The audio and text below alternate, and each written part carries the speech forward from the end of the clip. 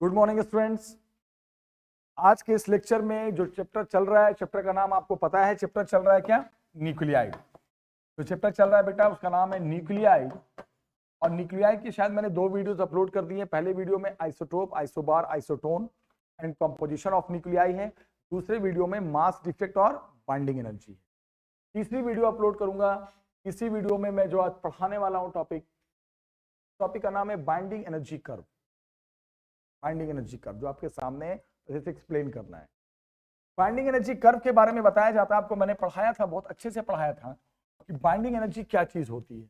Binding energy वो energy होती है जो जिस एनर्जी से हम न्यूक्लियस के अंदर के न्यूक्लियॉन्स को, क्या मैंने कहा, न्यूक्लियस के अंदर के न्यूक्लियॉन्स को, मतलब न्यूक्लियस के अंदर प्रोटॉन और न्यूट्रॉन को अलग कर सकते हैं, स्प्लिट कर सकते हैं, सेपरेट कर सकते हैं।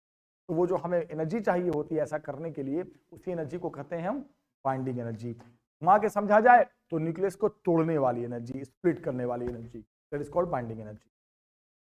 तो एक ग्राफ है जो बनाने को आएगा पेपर में और एक्सप्लेन करने को आएगा। उस ग्राफ में किसके बीच ये ग्राफ है? Binding energy. This is binding energy पर न्यूक्लियॉन। क्या है बच्चे? बाइंडिंग एनर्जी पर न्यूक्लियॉन, ये वाला। और किसमें लिया गया है? Mega electron volt. और हॉरिजॉन्टल लाइन में जो लिया गया है वो मास नंबर है। इधर दिखाया गया है मास नंबर ए और वर्टिकली में दिखाया गया है, वर्टिकल में बाइंडिंग एनर्जी पर न्यूक्लियॉन। बाइंडिंग एनर्जी पर न्यूक्लियॉन को हम ये भी कह सकते हैं क्या? Average binding energy. आपको पता ही तो है, मैंने पढ़ाया था ना। बाइंडिंग एनर्जी पर न्यूक्लियॉन यानी बाइंडिंग एनर्जी हर पर न्यूक्लियॉन, तो इसी को तो कहते हैं बाइंडिंग एनर्जी एवरेज। वैसे कह सकते हैं कि ये जो बाइंडिंग एनर्जी कर्व है ये किसके किसके बीच कर्व है? मास नंबर के बीच और एवरेज बाइंडिंग एनर्जी के बीच, यानी कि बाइंडिंग एनर्जी पर न्यूक्लियॉन की। इधर मास नंबर 0, 50, बीच में 25 है, यहाँ 75 है, यहाँ 125 है, 25 का गैप लेके चला गया है, यहाँ 175 है, यहाँ 225 है और यहाँ 250। इधर क्या दिखाया गया है बच्चे? Mass number. और इधर दिखाया गया है एवरेज बाइंडिंग एनर्जी, जिसे हम बाइंडिंग एनर्जी पर न्यूक्लियॉन भी कह रहे हैं। इसमें लिया गया है, ये आपको पता है, ये मेगा इलेक्ट्रॉन वोल्ट में लिया जाता है। ठीक है, अब यहां पर कैसे आप पेपर में बनाओगे? ऐसे ऐसे 10 कॉलम्स बनाओगे। गिन लो, 1 2 3 4 5 6 7 8 9 10। और ऐसे ऐसे 5, 1 2 3 4 5। ऐसे ऐसे कितने कॉलम्स? 10। और ऐसे ऐसे कितने? 5। तो ये ट्रिक आसान हो गया। उसके बाद सबसे पहला कॉलम में मास नंबर कहां से कहां है? 0 से 25, 25 से 50, 25 का गैप लेके चला हूं मैं। अब ये लाइन यहां से, इसमें कौन कौन से, इस डायग्राम में कौन कौन से एटम दिखाने हैं आपको, वो भी आपको लर्न कर लेना है। सब ट्रिक से बनता है, वरना बहुत टिपिकल टॉपिक हो जाएगा। मैं ट्रिक बना देता हूं कि आपको कौन कौन से एटम को शो करना है, वो ट्रिक सुनो ध्यान से। तो ऐसे याद रखना, सबसे पहले हाइड्रोजन, फिर हाइड्रोजन। ये क्या हो गया? हाइड्रोजन। हाइड्रोजन क्या हो गया? हाइड्रोजन के 2 आइसोटोप हो गए। उसके बाद शो करना आप हीलियम, फिर शो करना डायग्राम में लिथियम, फिर शो करना डायग्राम में कार्बन, फिर डायग्राम में शो करना बेटा नाइट्रोजन, फिर डायग्राम में शो करना ऑक्सीजन, फिर ऑक्सीजन। दो बार ऑक्सीजन। एक ऑक्सीजन जिसका मास नंबर 16 और दूसरा ऑक्सीजन जिसका मास नंबर 18, ऑक्सीजन के आइसोटोप। इतना तक हो गया। उसके बाद शो करना आप सल्फर, उसके बाद शो करना आप आयरन। सबका मास नंबर मैं लिखते जा रहा हूं। आयरन के बाद इतना नहीं भी याद है तो आपको 1-2 शो कर दो, चलता है। जैसे मान लो मॉलिबेडियम होता है, MO, ये नहीं याद। 100 पे मॉलिबेडियम होता है। चलो एक मॉलिबेडियम कहते हैं, केमिस्ट्री में नाम है इसका मॉलिबेडियम, एक एलिमेंट हो। उसके बाद आयोडीन शो कर देना। उसके बाद आयोडीन का कितना होता है? 127। उसके बाद टंगस्टन W, टंगस्टन का कितना होता है बेटा? 1, देखो लिखा है 84। उसके बाद यूरेनियम, कितना कितना शो कर, इसको नहीं भी करोगे एल्यूमिनियम, तो एनुमोडियम होता है, नहीं चलेगा। बस इतना जितना मैंने कहा उतना ही शो करना, तो नहीं भी करोगे तब भी चलेगा। कितना आगे शो करें? अब याद रखना, देखो ट्रिक क्या है। ट्रिक से, बिना डायग्राम में ट्रिक से बन ही नहीं सकता। सबसे पहले ट्रिक क्या है बेटा? ऐसे ऐसे कितने कॉलम्स? 10। ऐसे ऐसे कितने कॉलम्स? 5। मास नंबर में गैप कितने का रखना है? 25 का। और एनर्जी में 2-2 का गैप रखना है। एनर्जी लास्ट में कितने पे खत्म हो जा रही है? 10 मेगा इलेक्ट्रॉन वोल्ट। कौन कौन से एटम में याद देखो, बिना देखे याद करा देता हूं मैं, आप भी देखो अब तरफ, बिना उधर देखे याद करना। हाइड्रोजन, फिर hydrogen, helium, lithium, carbon, nitrogen, oxygen, फिर ऑक्सीजन, दो आइसोटोप। उसके बाद सल्फर, आयरन, फिर मॉलिब्डेनम, फिर आयोडीन, फिर टंगस्टन, फिर यूरेनियम। ये एलिमेंट आपको शो कर रहे हैं, फिर से याद कराता हूं। देखो स्टार्टिंग में दो hydrogen, hydrogen hydrogen, helium lithium, carbon nitrogen, oxygen oxygen, sulphur, iron, molybdenum, iodine, tungsten, last में सबसे बड़ा यूरेनियम। सबका मास नंबर है, ये शो होना चाहिए डायग्राम में। क्या हो गया? उसके बाद अब आप बोलोगे सर देखो ये बिना ट्रिक से तो हो ही नहीं सकता, सबसे सिंपल ट्रिक, ये तो लर्न हो गया होगा आपको क्या क्या चीज शो करना है डायग्राम में। उसके बाद क्या है, अब सुनो सर, एनर्जी यहां से चलनी शुरू हुई, कहां से? हाइड्रोजन से। कहां जाके गई? हीलियम तक एनर्जी उठी, फिर डाउन होके कहां पे आ गई? फिर ऊपर गई, कहां तक? फिर नीचे आई नाइट्रोजन, फिर ऊपर गया ऑक्सीजन, फिर नीचे गिरा ऑक्सीजन, फिर सल्फर, आयरन तक उठा, आयरन के बाद एनर्जी फिर धीरे धीरे कम होने लगी और यूरेनियम की यहां पे आ गई। अब बोलोगे सर ये मेरे को ना इसका भी कोई ट्रिक बना दो, या ऐसे ऐसे हम कैसे याद रखें कहां पे गया कहां पे गिरा? इसका भी ट्रिक बना देता हूं मैं।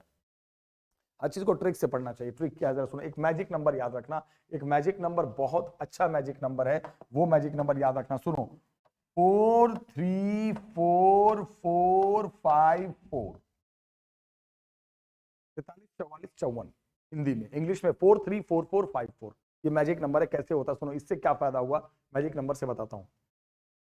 4 का मतलब कॉलम नंबर है, 4 column, third column, fourth column, fourth column, fifth column, fourth column. सुनना, हाइड्रोजन से उठेंगे पहले कॉलम से, कहां जाएंगे? फोर्थ, चलो फोर्थ पे पहुंचो, ए चले गए फोर्थ, हीलियम पे चले गए, गिरेंगे आगे थर्ड में, फिर कहां जाएंगे? फोर, फिर उठ के फोर में जाएंगे, अब पिछले वाले से ऊपर जाएंगे लेकिन रहेंगे फोर में। फिर कहां है? फिर अगली बार गिरेंगे फोर में, एक बार उठना है गिरना है, उठना है गिरना है, उठना है गिरना है, ट्रिक है ये। कहां गए पहले? फर्स्ट से उठकर फोर, फोर से गिर के कहां आए? थ्री, फिर कहां गए? फोर, देखो फिर गिरे भी तो किस में रहे? फोर, फिर उठ के कहां गए? फाइव, देखो पांचवें कॉलम में चले गए, फिर कहां गिरे? फोर। इधर का अप डाउन जितना इतना हुआ वो ट्रिक बन गया, समझ में आया? फिर से सुनो, फर्स्ट कॉलम से उठे कहां पे गए? फोर, देखो ये देखो यहां से चौथे कॉलम में पहुंच गए, पहला दूसरा तीसरा चौथा कॉलम चले गए, गिरे कहां पे आए? थ्री, फोर से गिर के कहां आ गए? थ्री, फिर उठ के कहां गए? फोर। अब पिछले फोर से थोड़ा कॉलम तो वही रहेगा, थोड़ा ऊपर रहना, फिर गिर के भी कहां रहे? फोर में ही रहे, फिर उठ के कहां गए? अब फाइव, फिर गिर के कहां आए? फिर से देखो 4 3 4 4 5 4, नहीं हुआ क्लियर? ये क्या ट्रिक है? जो स्टार्टिंग में ना 0 से 25 के बीच जो इतना ऊपर नीचे हुआ है एनर्जी, वो याद रखने का ट्रिक है। वंस अगेन, कहां से स्टार्ट करेंगे? फर्स्ट कॉलम से, कहां जाएंगे? फोर्थ, फिर गिरेंगे कहां? फिर उठ के कहां जाएंगे? फिर गिर के फिर कहां रहेंगे? देखो ये अप डाउन, अप का है, अप का है, डाउन का है, अप का है, डाउन का है, अप का है, डाउन का है। क्लियर हुआ?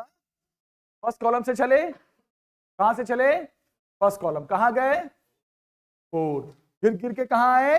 थर्ड, फिर फोर, फिर गिरकर फोर में ही रहे, फिर उठकर फाइव, फिर गिरकर फोर। ये हो गया इधर का अप डाउन।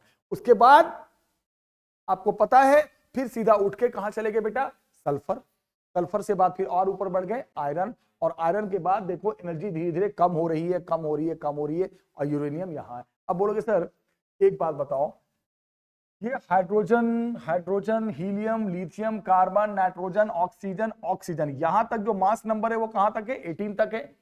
ये जितना भी शो होगा कहां से शो होगा? 0 से 25 के बीच, वही पे वो सब शो हुआ है। सल्फर सर कहां है? मास नंबर 32 है, तो वो कहां शो होगा मास नंबर के अकॉर्डिंग? सर 25 से 50 के बीच। आयरन का मास नंबर क्या होता है सर? 56, तो वो शो होगा 50 और 75 के बीच मास नंबर के अकॉर्डिंग।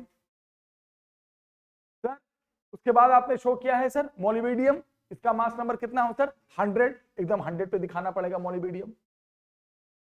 फिर आपने अगला एलिमेंट क्या लिया है सर? आयोडीन। आयोडीन का होता है सर 127, तो 125 से थोड़ा सा आगे शो कर देना सर। क्लियर हो रहा है? उसके बाद आपने क्या शो किया है सर? टंगस्टन। टंगस्टन का सर होता है 184, तो 184 सर 175 से थोड़ा आगे शो कर देना। मैं इसको नहीं लेता हूं, इतना याद रखें। लास्ट में यूरेनियम को शो करना है सर, इसको हटाओ, इसको इतना मत लिखो। लास्ट में यूरेनियम को शो करना है। यूरेनियम का क्या मास नंबर होता है सर? 238, 225 और 250, 225 और 250 के बीच होगा। एलिमेंट कहां पे शो करना है? मास नंबर के अकॉर्डिंग हो गया। डायग्राम बनाना मुझे लगता है आ गया होगा आपको। सबसे पहले वंस अगेन मेन डायग्राम, उसके बाद तो मैं खत्म कर दूंगा 5 मिनट में। डायग्राम सुनो, सबसे पहले डायग्राम में once again I am repeating, ऐसे हॉरिजॉन्टल 10 कॉलम्स, ऐसे सुनिएगा एलिमेंट क्या क्या शो करना है, सुन लीजिएगा इस डायग्राम में। फिर से याद करा रहा हूं, hydrogen hydrogen, helium lithium, carbon nitrogen, oxygen oxygen, 2 oxygen 2 hydrogen, sulphur, iron, molybdenum, iodine, tungsten and uranium. जब मास नंबर पता है उसी कॉलम में दिखाना है।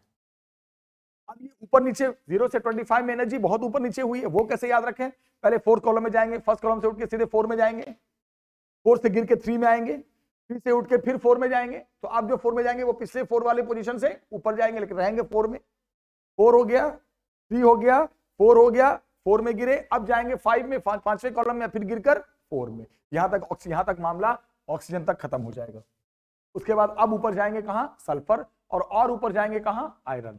और आयरन के बाद देख रहे हो आप एनर्जी धीरे धीरे डाउन हो रही है। और यूरेनियम में तो एकदम डाउन होकर 4थे कॉलम में पहुंच गई। और यूरेनियम से यहीं से 4थे कॉलम में आनी शुरू हो गई, कहां तक? टंगस्टन तक। टंगस्टन के बाद देखो 4थे कॉलम में एनर्जी आ गई, नीचे आ गई। ऐसे याद रखना है। क्लियर हो गया? आप बोलोगे सर इतना तो आपने डायग्राम बनाने सिखा दिया, ठीक है, ट्रिक बता दिया कि ये फर्स्ट कॉलम में इतना अप डाउन जो हुआ इसका ट्रिक बना दिया। अब इसको एक्सप्लेन करो, ये कर्व आपने बनाया क्यों? इस कर्व से हमें क्या जानकारी मिल रही है? पेपर में आएगा draw the binding energy curve. Trick बहुत अच्छे से ट्रिक बना दिया मैंने, ये ट्रिक है, वरना ये ट्रिक नहीं बनाता तो ये आपके लिए बहुत टफ हो जाता है। टॉपिक ट्रिक बन गया, याद हो गया कौन कौन सा एलिमेंट हम शो करेंगे, कहां शो करेंगे। अब पेपर में आएगा कि आप इसको एक्सप्लेन करो, इससे क्या पता चल रहा है, आखिर ये कर्व से आपको क्या जानकारी मिली है। तो सबसे पहले मैं एक्सप्लेन करने जा रहा हूं। इसके एक्सप्लेनेशन में सबसे पहले मेरे को जानकारी ये मिली है कि आप खुद से देखना, बहुत इंपॉर्टेंट पॉइंट है। 2-3 जानकारी हमें मिल रही है, वही मैं लिखूंगा। पहली जानकारी मेरे को ये मिल रही है इस कर्व में कि जो हल्के न्यूक्लियस है, लाइट न्यूक्लियस, जैसे क्या हो गया, हाइड्रोजन, ये हो गया, ये हो गया, जो लाइट न्यूक्लियस है बेटा, जो लाइट न्यूक्लियस है उनकी एनर्जी भी कम है। छोटे न्यूक्लियस से तो एनर्जी भी देखो 0.2 मेगा कमी तो है।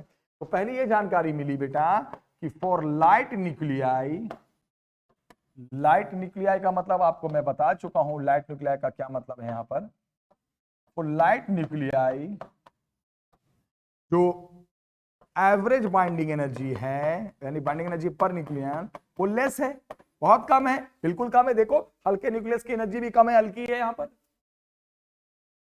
और जिसकी बाइंडिंग एनर्जी कम है उसको बहुत आसानी से तोड़ा जा सकता है। बाइंडिंग एनर्जी वही एनर्जी होती है ना जो स्प्लिट करने में काम आता है। तो इसका मतलब आसानी से तोड़ने का मतलब हुआ कि ज्यादा स्टेबल नहीं है। तो इससे यह पता चला सर कि जो हल्के न्यूक्लियस हैं उनकी एनर्जी भी हल्की है, तो इसका मतलब वो ज्यादा स्टेबल नहीं है। तो इससे पहली जानकारी ये मिल गई सर कि जो लाइट न्यूक्लियस है ना सर, जो हल्के न्यूक्लियस है ना सर, वो लेस स्टेबल। हल्के न्यूक्लियस को इजीली स्प्लिट किया जा सकता, उसके न्यूक्लियस को तोड़ा जा सकता। तो ये जानकारी मिली। दूसरी जानकारी क्या मिली सर, ये भी देखते जाइए। दूसरी जानकारी ये मिली सर कि सबसे ज्यादा एनर्जी लेवल किसका है? आयरन का है। देखो सर सबसे ऊपर है, यानी एनर्जी सबसे ज्यादा, सबसे ज्यादा स्टेबल कौन है? आयरन। तो आयरन से ज्यादा कौन स्टेबल है? Iron is the most stable. और एनर्जी काफी ज्यादा होती है, एनर्जी लेवल शायद मुझे लगता है 8 और 10 के बीच है, तो कहा जाता है इसकी जो एनर्जी होती है, याद रखना बेटा, 8.8 मेगा इलेक्ट्रॉन वोल्ट ये एनर्जी होती है। किसकी? आयरन की। तो पहली जानकारी क्या मिली है, दूसरी जानकारी क्या मिली, बस मेरे को इतना समझा दो, मैं ज्यादा आपसे नहीं पूछूंगा। पहली जानकारी ये मिली कि जो हल्के न्यूक्लियस हैं, छोटे छोटे न्यूक्लियस हैं, ऊपर भी देखोगे तो सब छोटे ही हैं, इनकी एनर्जी कम है, बाइंडिंग एनर्जी कम है। इसका मतलब वो ज्यादा स्टेबल नहीं है, बाइंडिंग एनर्जी कम है, इजीली स्प्लिट हो सकता है। और दूसरी जानकारी क्या मिली सर, सबसे ज्यादा बाइंडिंग एनर्जी कर्व में मुझे किसका दिख रहा है? आयरन का, सबसे ज्यादा एनर्जी लेवल ऊपर है। वैल्यू वाइज याद रखना 8.8 कैसे, 8 और 10 के बीच में है ना, 8 और 10 के बीच। इसका मतलब ये आयरन सबसे ज्यादा मोस्ट स्टेबल एलिमेंट। और क्या जानकारी मिली सर? तीसरी जानकारी बता देते हैं। तीसरी जानकारी ये मिली सर कि जब हम आयरन से आगे बढ़ने लगे, मास नंबर 56 से जब हम आगे निकलने लगे, एनर्जी डाउन होने लगी। उसके बाद मास नंबर तो बढ़ने लगा, साइज बढ़ने लगा, बट एनर्जी कम होने लगी। कम होते होते सबसे बड़ा न्यूक्लियस हमारे पास क्या होता है? यूरेनियम। उसकी एनर्जी 6 और 8 के बीच में पहुंच गई, 7.6। इसकी जो एनर्जी होती है बेटा, वो होती है 7.6 मेगा इलेक्ट्रॉन।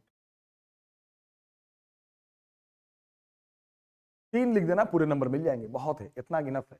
3 क्या क्या लिखोगे वो सीख के जाओ। सबसे पहला क्या लिखना, बाइंडिंग एनर्जी कर्व से क्या इंफॉर्मेशन मिला? जो हल्के न्यूक्लियस हैं, लाइट न्यूक्लिया है, उनकी बाइंडिंग एनर्जी भी कम है। इसका मतलब वो ज्यादा स्टेबल नहीं है। दूसरी जानकारी क्या मिली सर? दूसरी जानकारी ये मिली कि सबसे ज्यादा बाइंडिंग एनर्जी किसकी है? आयरन की, 8.8 मेगा इलेक्ट्रॉन वोल्ट। वैल्यू भी याद रखना, पेपर में लिख देना, यानी सबसे ज्यादा वो स्टेबल। और तीसरी जानकारी क्या मिली सर? तीसरी जानकारी ये मिली सर कि आयरन के बाद जैसे जैसे मास नंबर बढ़ता है, वैसे वैसे एनर्जी कम होने लगती है। और सबसे जो हेवी न्यूक्लियस है वो यूरेनियम है। यूरेनियम का बाइंडिंग एनर्जी 7.6 होता है। तो ये जो आपने देखा इंफॉर्मेशन, अब आएगा पेपर में binding energy curve. I hope तो समझ में आ गया होगा, ट्रिक समझ में आ गया। अब यहां पर क्या आता है वो जरा सुनिएगा। अब पेपर में आएगा, ये तो मैंने आपको इंफॉर्मेशन बता दिया, कौन कौन सा एलिमेंट लेंगे हमने वो बता दिया। अब यहां पर ध्यान से देखना बेटा, मुझे लगता है इसकी जरूरत नहीं, इसको हम हटा सकते हैं। तो आपको मैंने समझा दिया, एलिमेंट याद करा ही दिया मैंने, तो हटा देते। अब यहां पर ध्यान से सुनना, एक तो ये आएगा कि draw the binding energy curve and explain it. Explain का मतलब वही 3 पॉइंट लिख देना, पूरे के पूरे मार्क्स मिल जाएंगे। अब यहां पर आएगा कि इस बाइंडिंग एनर्जी कर्व का इंपॉर्टेंस बताओ। Importance, what is the importance of this binding energy curve, ये भी पेपर में आता है। इस बाइंडिंग एनर्जी कर्व का क्या बताओ बेटा? इंपॉर्टेंस, कि आखिर इसका इंपॉर्टेंस क्या है। तो आपको मैं एक बहुत काम की बात बताऊंगा, अगली क्लास में पढ़ाने वाला हूं वो टॉपिक। एक टॉपिक है जिसे हम कहते हैं फ्यूजन, और एक को कहते हैं फिजन। बोलोगे सर ये फ्यूजन और फिजन में क्या फर्क है? फ्यूजन में तो ये होता है, सुनना ध्यान से, कि छोटे छोटे न्यूक्लियस मिलकर एक बड़ा न्यूक्लियस बनाते हैं। अब फिजन में ये होता है कि एक बड़ा न्यूक्लियस स्प्लिट होकर छोटे छोटे में बदल जाता है। फ्यूजन में यह बताया जाता है कि छोटे छोटे न्यूक्लियस कंबाइंड होंगे और एक बिगर न्यूक्लियस तैयार करेंगे। और जितना फ्यूजन, पहले मैं बात करो, पहले फ्यूजन की बात करो, फ्यूजन अभी छोड़ो। और फ्यूजन में बताया जाता है जितना बड़ा न्यूक्लियस तैयार होगा उतनी ज्यादा एनर्जी रिलीज होगी। Fusion soon low, when the two smaller or more than two smaller nuclei combine to form a bigger nuclei, it is called fusion. जितना बड़ा बड़ा न्यूक्लियस बनेगा, जितने बड़े न्यूक्लियस, जितने बड़े साइज का न्यूक्लियर बनेगा, जितने बड़े मास नंबर का न्यूक्लियस बनेगा, एनर्जी भी उतनी ज्यादा रिलीज होगी। ये होता है क्या? फ्यूजन। तो अगर इस कॉन्सेप्ट को समझा जाए, ध्यान से समझा जाए, तो अब आप देखो, अगर मैं फ्यूजन अगर डिफाइन करना है फ्यूजन, तो मुझे साफ दिख रहा है कि अगर आप देखते हो कहां से कहां, 2 से लेकर मास नंबर 2 से लेकर 56 तक देखो, उस एलिमेंट को देखो जिसका मास नंबर 2 से 56 है, 2 to 56, यहां से लेकर कहां तक पहुंचो आप? 56 तक। 2 से 56 तक अगर हम देखते हैं, हम उस एलिमेंट को देखते हैं, हम कर्व को मास नंबर 2 से अगर 56 तक नजर डालते हैं, तो मुझे यही पता चल रहा है कि ऑलमोस्ट ज्यादातर न्यूक्लियाई में जैसे जैसे साइज बढ़ता गया है वैसे वैसे एनर्जी भी ऊपर जाती गई है। अगर आप कर्व को देखो मास नंबर 2 से कहां तक, मास नंबर 56 तक, यानी कहने का मतलब है हाइड्रोजन से कहां तक देखो, आयरन तक, तो साफ दिख रहा है, क्लियर दिख रहा है एकदम कि यहां से जैसे जैसे हम मास नंबर ऐसे है ना, जैसे जैसे मास नंबर इंक्रीज हो रहा है एनर्जी भी ऊपर की तरफ इंक्रीज हो रही है। मास नंबर बढ़ रहा है, एनर्जी बढ़ रही है, साइज बढ़ रहा है तो एनर्जी और ज्यादा बढ़ रही है। ये तो होता है फ्यूजन, फ्यूजन हो गया। यानी कि जब हम इस कर्व को मास नंबर 2 से मास नंबर 56 तक देखते हैं तो क्या डिफाइन हो रहा है, फ्यूजन। फ्यूजन क्या है पहले ये तो समझना जरूरी है। फ्यूजन क्या है, दो छोटे न्यूक्लियस, दो से ज्यादा छोटे न्यूक्लियस जब मिलते हैं तो एक बड़ा न्यूक्लियस बनाते हैं, और जितने बड़े न्यूक्लियस बनेंगे उतनी ज्यादा एनर्जी रिलीज होगी। तो ये चीज हमें शो हो रहा है कहां से, कर्व को कहां से देखने में पता चल रहा है, मास नंबर 2 से मास नंबर 56 तक। तो जब हम इस कर्व को देखते हैं मास नंबर 2 से मास नंबर 56 तक, तो हमें ये देखने को मिल रहा है, मोस्टली थोड़ा बहुत नीचे हुआ है मामला, बट मोस्टली मोस्ट एलिमेंट में क्या देखने को मिला है कि मास नंबर जैसे जैसे बढ़ता जा रहा है एनर्जी भी बढ़ती जा रही है। फ्यूजन में ही होता है, साइज जितना ज्यादा बड़ा करो एनर्जी उतनी ज्यादा रिलीज होती है। यानी यहां से यहां तक फ्यूजन डिफाइन हो रहा है। लेकिन अब अगर हम देखते हैं, ध्यान से देखना, इधर से यूरेनियम से 238 से 56 तक, अब मैं क्या बोल रहा हूं ध्यान से सुनो। जब हम देखते हैं 238 से 56 तक, उल्टा उल्टा देखो, इधर से इधर देखो, तो ये पता चल रहा है, सुनो ध्यान से, जब हम कर्व को देखते हैं यूरेनियम से कहां तक, आयरन तक, यूरेनियम से जब आयरन की तरफ नजर डाल रहे हैं तो एक चीज देखने को मिल रहा है। क्या देखने को मिल रहा है, सुनो, जैसे जैसे मास नंबर कम हो रहा है वैसे वैसे एनर्जी बढ़ रही है, ऊपर जा रही है। मास नंबर जैसे जैसे कम हो रहा है, मतलब साइज जैसे जैसे छोटा होते जा रहा है, एनर्जी और ज्यादा मिल रही है। फ्यूजन होता है, फ्यूजन में ही तो होता है। फ्यूजन में क्या होता है, कंपोजिशन नहीं, स्प्लिट। और जितने ज्यादा छोटे छोटे टुकड़े बनाओगे न्यूक्लियस के उतनी ज्यादा एनर्जी रिलीज होती है। तो अगर इस कर्व को देखा जाए यूरेनियम से कहां तक, आयरन तक, तो फ्यूजन डिफाइन हो रहा है।